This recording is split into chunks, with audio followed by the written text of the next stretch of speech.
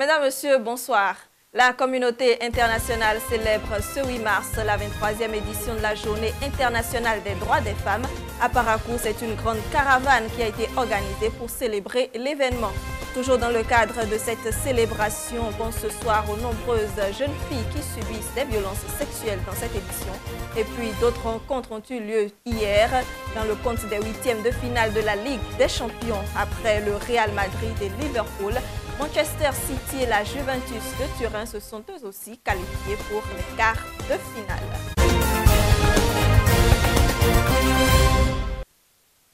On démarre avec la célébration ce jeudi de la Journée internationale des droits des femmes. À Parakou, la journée n'est pas passée sous silence. Venue des 3 arrondissements de la 3e ville à statut particulier du Bénin, les femmes ont démarré la célébration de cette journée à travers une caravane qui a sillonné les grandes artères de la ville. Léon Baton-Héros et Pierre Agbako ont suivi leur itinéraire. Suivez donc l'ambiance à travers ces images et sons.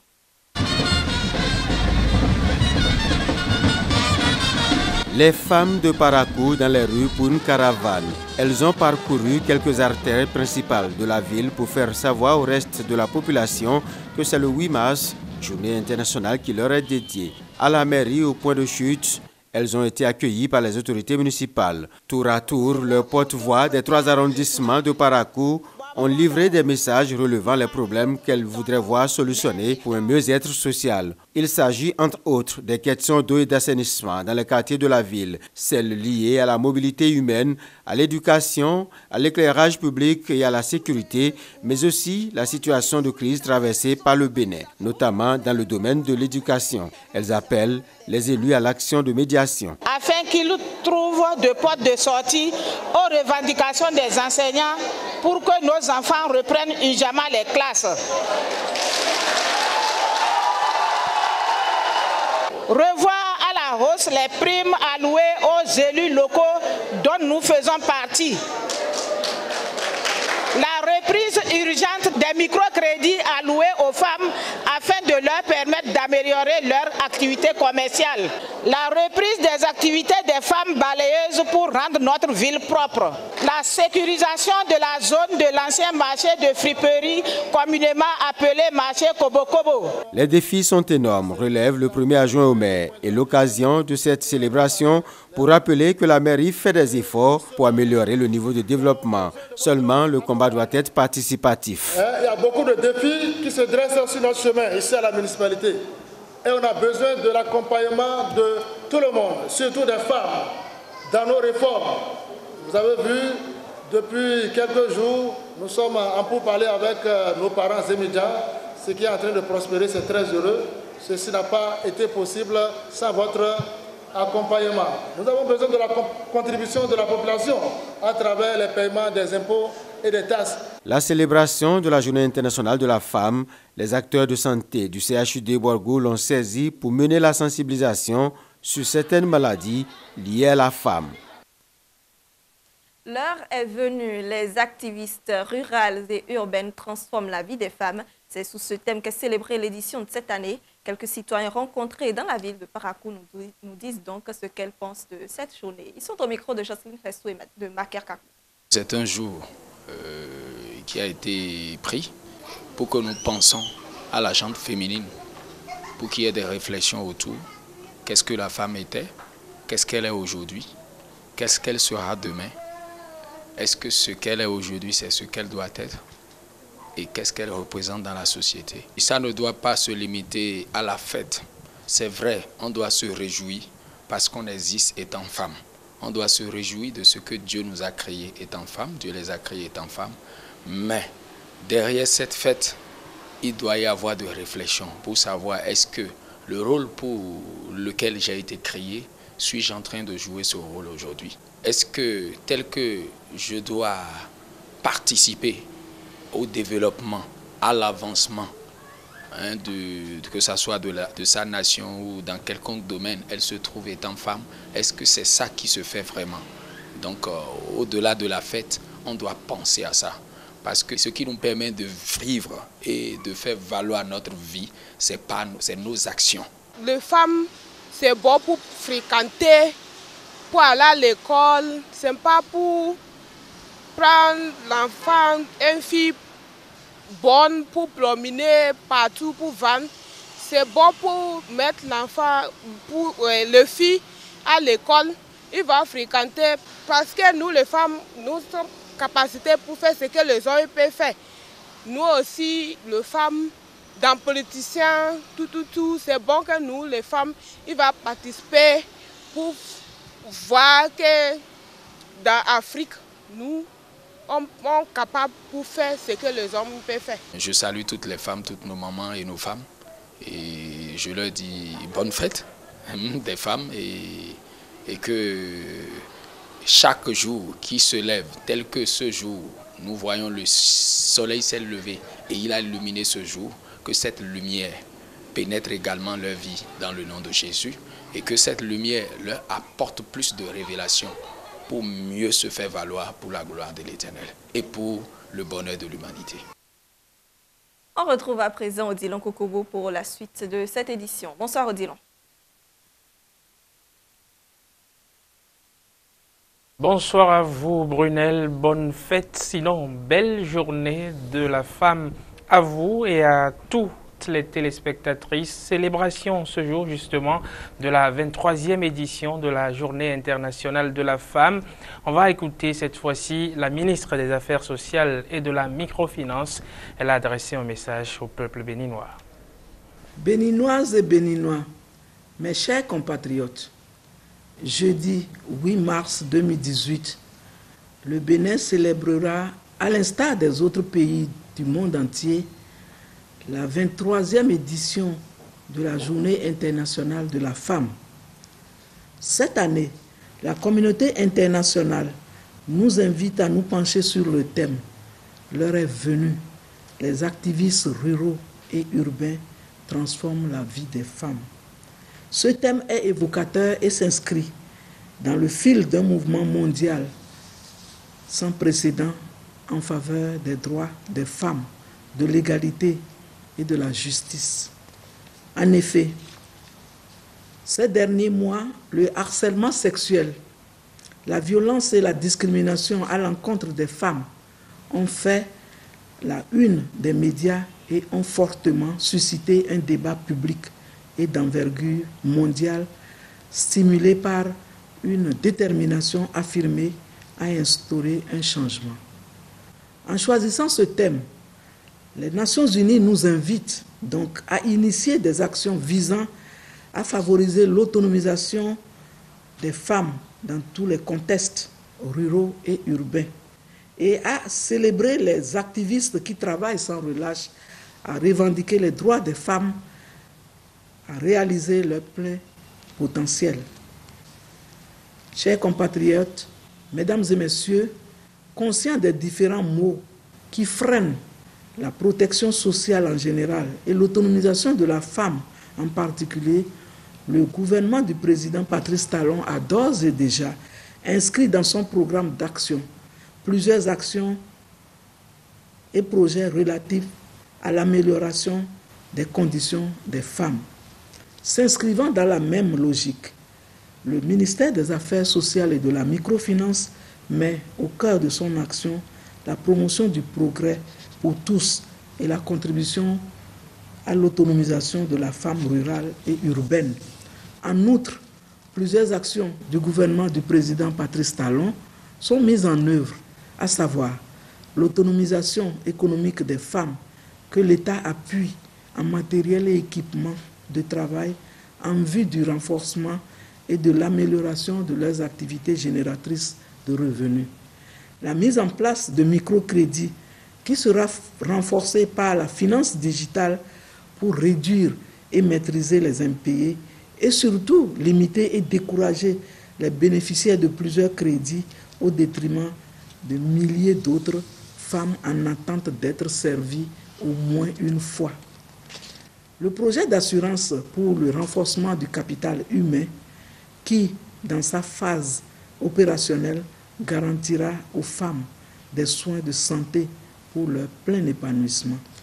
La fourniture en eau potable dans toutes les contrées du pays pour soulager les difficultés quotidiennes que rencontrent les femmes dans ce domaine. je voudrais inviter toute la population béninoise, les organisations de la société civile, les partenaires techniques et financiers et tous les activistes ou acteurs à méditer sur le thème national, plus de synergie d'action pour le bien-être de la femme béninoise. Mobilisons-nous, mettons nos actions ensemble, convergeons ensemble nos actions pour le bien-être de nos filles, de nos sœurs, de la femme béninoise. Soyons nombreux aux manifestations officielles de la Journée internationale de la femme qui auront lieu cette année dans la commune de Djougou. On reste dans le cadre de la célébration de la Journée internationale de la femme. Cette fois-ci, allons au cœur des souffrances des toutes petites. Les violences sexuelles sont fréquentes dans notre société et elles touchent de plus en plus les filles mineures au mépris du Code de l'enfant en République du Bénin. Suivez. Le code de l'enfant n'est pas respecté. Le code de l'enfant n'est pas respecté. Il est violé dans plusieurs de ses dispositions, notamment en ce qui concerne les violences sexuelles sur mineurs. Nous avons le viol, nous avons les abus sexuels, nous avons l'exploitation sexuelle, nous avons le harcèlement sexuel et nous avons aussi le mariage des enfants. Et tout ceci est bien fréquent au Bénin. Au quotidien, les enfants sont victimes d'abus sexuels. Cette jeune fille a aujourd'hui 8 ans et cela fait déjà 3 ans qu'elle a subi un viol. À 5 ans d'âge, un monsieur l'a trouvée suffisamment grande pour lui prendre sa virginité.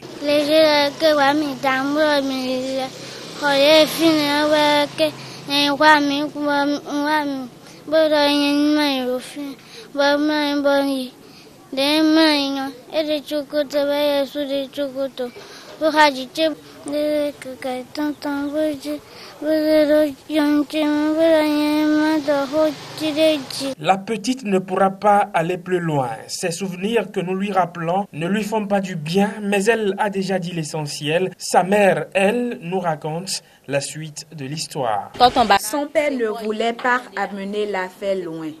Pour ses parents, c'est une honte de faire connaître cet acte-là à une tierce personne. Même si c'est devant la juridiction, c'est une honte. Mais moi, je l'ai conduite à la gendarmerie et on a convoqué l'auteur. Le chef brigade m'a confié à un gendarme qui m'a conduit au CNHU. Ce dernier a discuté avec le médecin traitant. Je ne sais pas ce qu'ils se sont dit. Même les résultats des examens, on ne m'a pas remis ça, mais on a remis ça aux gendarmes. Et quand on est revenu à la gendarmerie, le chef brigade m'a dit qu'il n'y a rien à faire, de me calmer et à classer le dossier.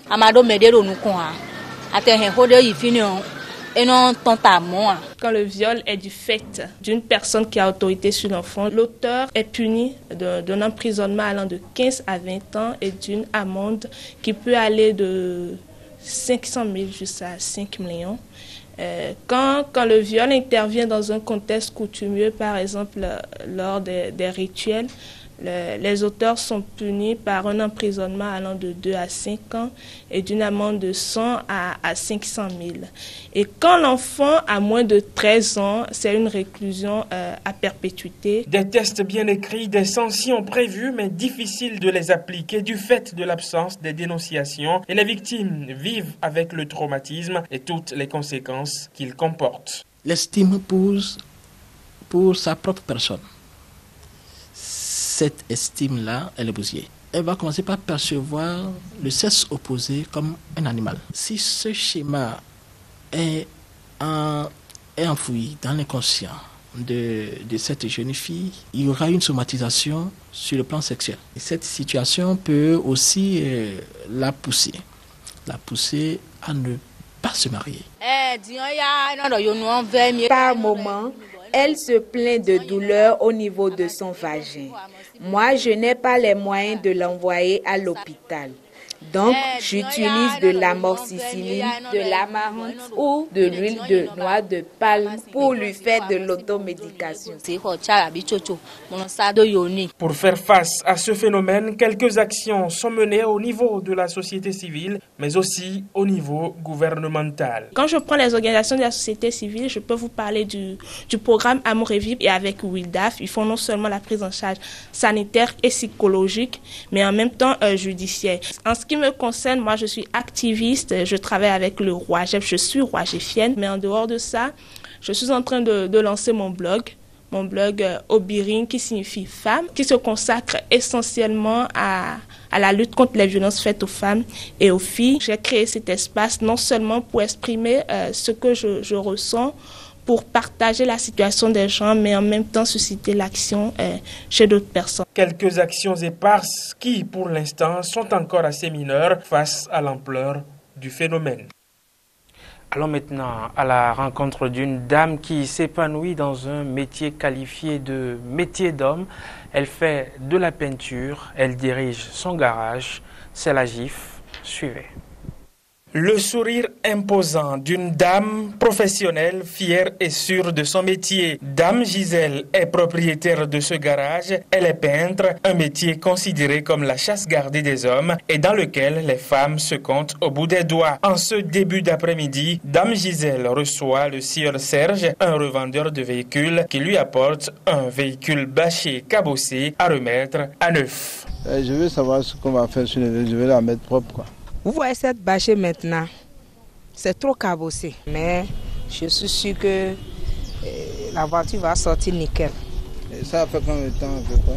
Au moins, cette voiture-là, il faut me donner 3 semaines. Ici, c'est elle la patronne. Avec elle, une demi-douzaine d'ouvriers et d'apprentis avec qui le courant passe à merveille. J'ai choisi la dame parce qu'elle, au moins, elle regarde ses apprentis d'une différence vraiment extraordinaire. C'est pour ça que je l'ai choisi. On est bien quand même. On s'entend bien. La manière dont elle traite ses enfants, c'est la même manière qu'elle nous traite ici aussi. Donc, elle nous garde jalousement pour pouvoir nous donner tout ce qu'on veut, tout ce qu'on mérite aussi. J'aime faire le travail d'homme. Et c'est mon grand frère qui m'a dit, cette fille, je veux qu'elle apprenne un métier d'homme. Et il m'a dit ça et je n'ai pas refusé.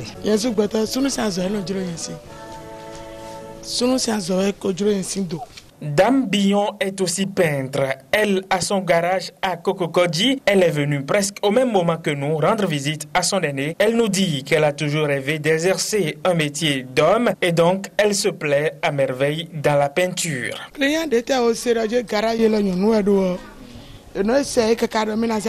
Avec la rupture, il n'y a pas l'argent dans le pays. Sinon, si vous êtes venu au garage maintenant, vous avez vu beaucoup de véhicules au garage. Là maintenant, on est en finition de la voiture. Parce qu'on a déjà fait la peinture, on a déjà fait les champs, je vous ai montré tout à l'heure. Et les noix aussi, on a déjà fait ça. Donc, si on nettoie les vitres maintenant, on va décacher les papiers qui sont sur la voiture et le travail est fini. Ce travail a coûté combien aux clients? Pour le prix, pour dire le prix même, ça va être un peu difficile pour moi. Dites-nous. Le client a payé 160 000. J'ai acheté tout dedans, les ouvriers, moi-même, tout. Donc avec les fournitures, tout, au moins j'ai gagné au moins 30 000. Est-ce qu'on peut dire aujourd'hui que le métier nourrit son homme ou sa femme? Aujourd'hui, le métier nourrit sa femme. Oui, le métier nourrit sa femme et Gisèle l'exerce avec professionnalisme et rigueur pour s'attirer des clients qu'elle ne lâche pas sans satisfaction. Les clients, leur principe est quoi? Travail bien faire. Et tu dois respecter les délais. Donc moi, je respecte les délais et je fais bien mon travail. Donc, en tout cas, les clients viennent chez moi. On veut plus placer la confiance à la femme qu'à l'homme. Et c'est pour ça que le plus souvent, quand tu viens ici, les rendez-vous sont respectés. Et quand on te promet de faire quelque chose, c'est ça, c'est la chose qu'on te fait. Et là, je pense que c'est bon. Ouais. Il y a plus de sincérité, plus de sérieux. Tout d'abord, je suis une femme mariée. Un client déjà se Le client sait parfaitement que tu es une femme mariée, mais il te drague quand même. Mais c'est à toi de gérer pour ne pas perdre le marché. Et ça, comment vous gérez ça? Dans ce cas, moi, mon garage, je l'ai installé à la maison. Donc, je fais en sorte que mon mari passe par là et je le présente au client. Les deux se saluent.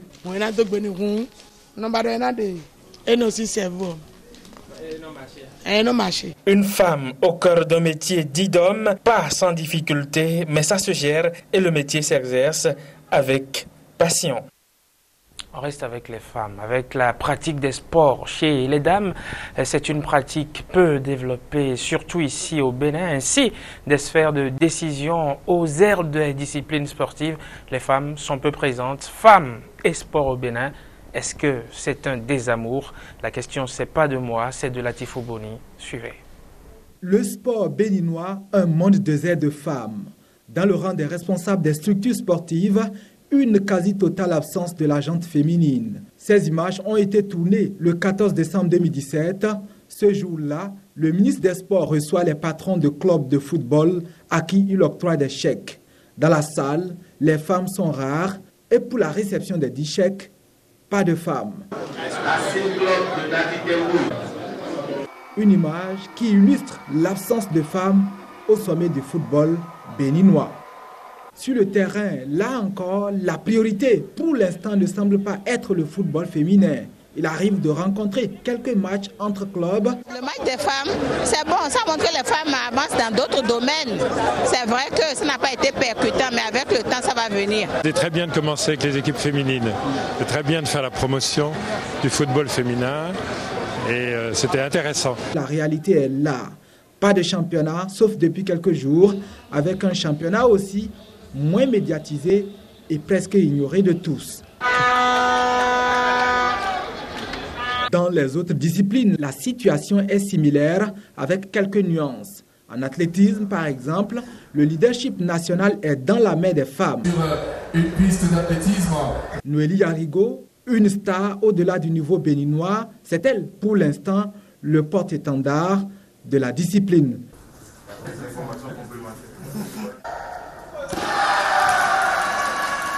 Comme Noélie Yarigo, en karaté, c'est une jeune fille qui mène le jeu et en assure le leadership.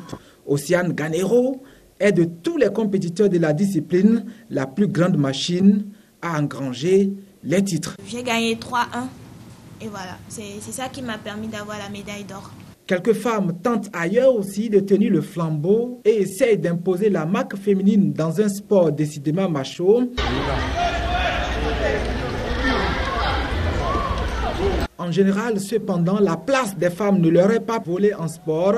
Les contraintes et carcans sociaux peut-être les obligent à être moins sur les stades, mais même émancipées, les Béninoises aussi n'ont pas pour fort d'être amoureuses des stades et des aires de jeu. À la plage, par exemple, elles sont nombreuses les week-ends et ce n'est pas les hommes qui les y amènent toujours. En sport, pourquoi croire que c'est l'homme qui va les y inviter, comme le soir, sur une piste de danse?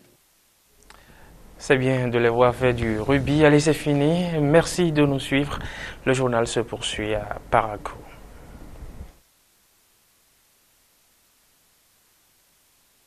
Merci bien, Odilon Kokoubou. On revient ce soir donc sur les 8e de finale de la Ligue des Champions 2018.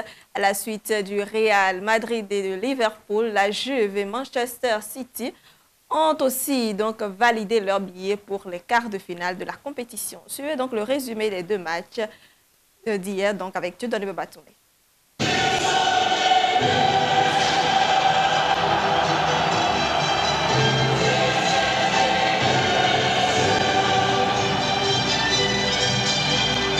Avec un score de parité 2 buts partout à domicile au match aller, la vieille dame se déplaçait chez les Spurs pour remonter la pente. Gagner tout simplement ou faire un match nul de 3 buts partout serait synonyme de qualification pour les Turinois. Et pour atteindre cet objectif, Massimiliano Allegri pouvait compter sur le retour de Paulo Dybala. À l'entame de la rencontre, c'est l'équipe de Tottenham qui est plutôt joueuse. Avec une attaque composée de Dele Alli, Harry Kane et Edmilson, les hommes de Pochettino dominent le match et sollicitent régulièrement Buffon et sa défense. L'arrière-garde turinoise retarde l'échéance. Mais après plusieurs tentatives infructueuses, l'homme le plus en vue des Spurs pour cette première mi-temps finit par trouver la faille dans la défense de la Juve. Nous étions à la 39e minute.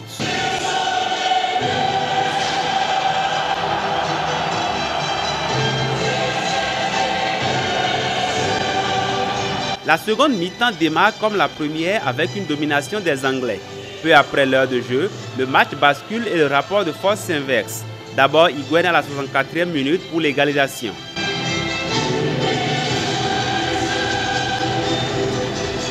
L'espoir renaît pour la Juventus. 3 minutes après, Paulo Dybala profite d'un mauvais alignement de la défense adverse pour inscrire le deuxième but qui, 25 minutes plus tard, confirme la victoire du club italien. C'est la délivrance pour le supporter turinois à Wembley. Après ce but, le match s'enflamme. Les Spurs passent même à un doigt de l'égalisation, mais pas de chance pour eux. Le finaliste malheureux de la Ligue des Champions 2017 valide son billet pour les quarts de finale.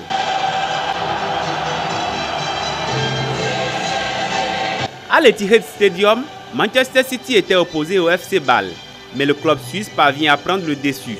À la 8e minute, Gabriel Jesus ouvre le score pour les Citizens.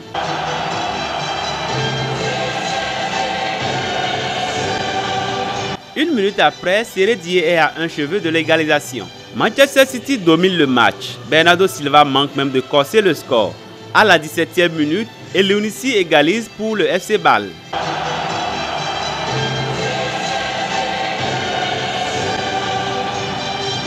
Le roi Sané, très virevoltant sur le côté gauche de l'attaque des Citizens, donne du fil à retordre à la défense adverse. Eliounisi lui encore manque le doublé à la 31e minute. C'est sur ce score de parité que les deux équipes rejoignent les vestiaires. À la reprise, Lang bat d'un pointu Claudio Bravo. 2-1. Manchester City perd à domicile, mais ce but d'écart du FC Bâle est insuffisant pour lui donner la qualification. Après le Real Madrid et Liverpool, Manchester City et la Juve sont déjà qualifiés pour les quarts de finale de la Ligue des Champions 2018.